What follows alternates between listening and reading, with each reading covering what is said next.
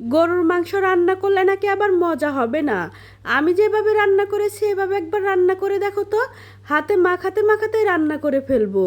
মাখানো দেখেই তো মনে হচ্ছে এখান থেকে এক টুকরো নিয়ে রুটি পরোটা কিংবা ভাতের সাথে নিয়ে খেয়ে ফেলি।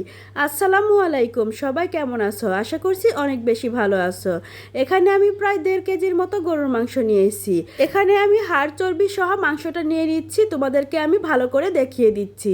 তারপর আমি এখানে দিয়ে দিচ্ছি উঁচু করে 1.5 টেবিল চামচ হলুদের গুঁড়া। তারপরে দিয়ে দিচ্ছি উঁচু করে ভর্তি করে 1.5 টেবিল চামচ মরিচের গুঁড়া, 2 টেবিল চামচ ধনিয়া গুঁড়া উঁচু করে ভর্তি করে, 1 টেবিল চামচ জিরা গুঁড়া, 5 টেবিল চামচ আদা রসুন বাটা, স্বাদ মতো লবণ।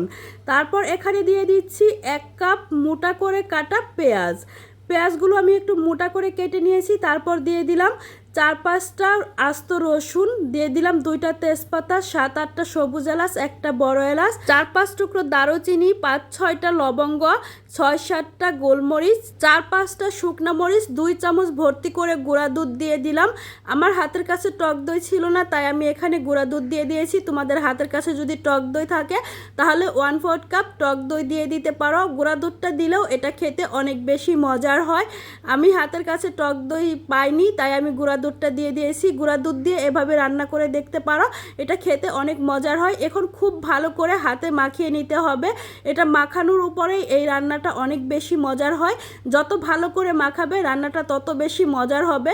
মাখাতে মাখাতেই দেখো এত সুন্দর একটা কালার চলে আসছে, আর এটা এত বেশি লোভনীয় লাগতেছে, মনে হচ্ছে এখান থেকেই এক টুকরো নিয়ে খেয়ে নেই। এত বেশি লোভনীয় লাগতেছে, মনে হচ্ছে এখান থেকেই নিয়ে রুটি কিংবা পরোটার সাথে একটু মাখিয়ে খেয়ে নেই ঝোল নিয়ে। খেতে এত বেশি মজার হয়েছিল। এটা এডিট করার সময় আমার দেখে লোভ লেগে যাচ্ছিল, মনে হচ্ছিল যেন আমি এখান থেকে নিয়ে খেয়ে নেব। আমার এখানে এটা মাখিয়ে নেওয়া হয়ে গেছে। এখন আমি এটাকে 1 ঘন্টার মতো রেস্টে রেখে দেব। তোমরা চাইলে নাও রাখতে পারো, সাথে সাথে রান্না করে নিতে পারো। এখন ঢাকনা দিয়ে ঢেকে রেখে দিলাম। তারপর চুলায় বসিয়ে দেব। 1 ঘন্টা রেস্টে রাখার পর আমি চুলায় বসিয়ে দিয়ে 10 মিনিট লো হিটে জাল করে নিয়েছি। এখন একটু নেড়ে চেড়ে দিচ্ছি। প্রথমে জালটা একটু কমিয়ে নিতে হবে, জাল কমিয়ে রেখে তারপর একটু নেড়ে চেড়ে দিতে হবে। প্রথমে জালটা বাড়িয়ে দিলে কিন্তু নিচে পোড়া লেগে যাবে, কেননা প্রথমেই কিন্তু মাংসটা থেকে পানি বের হয়ে আসবে না। তারপর আরও 25 মিনিট জাল করে নিলাম। জাল করে নেওয়ার পর দেখো এখান থেকে কিন্তু অনেকটা পানি বের হয়ে এসেছে। এটা কিন্তু মাংসের থেকেই পানি বের হয়ে এসেছে। আমি কিন্তু মাংসের মধ্যে কোনো রকম পানি দেইনি, এই পুরোটা মাংসের থেকেই কিন্তু পানি বের হয়ে এসেছে। তারপর খুব ভালো করে নেড়ে চেড়ে দিচ্ছি।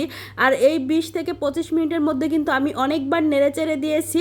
আমি আবারও ঢাকনা দিয়ে ঢেকে আরও 20 মিনিটের মতো এটাকে কষিয়ে নেব। চুলার জালটাকে মিডিয়াম টু লো হিটে রেখে, এতে করে মাংসটা প্রায় 70% মতো সেদ্ধ হয়ে যাবে। দেখতেই পাচ্ছ যে মাংসটা থেকে কিন্তু তেল ছেড়ে দিয়েছে, পানিটা একদম শুকিয়ে গেছে। আবার আমি খুব ভালো করে নেড়ে চেড়ে নিলাম। এখন আমি ঝোলের জন্য এখানে পানি দিয়ে দিলাম। এখানে আমি হালকা কুসুম গরম পানিটা দিয়েছি।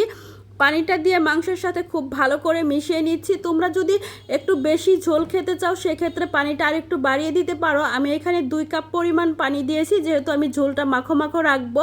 এখন ঢাকনা দিয়ে ঢেকে আমি এটাকে রান্না করে নেব।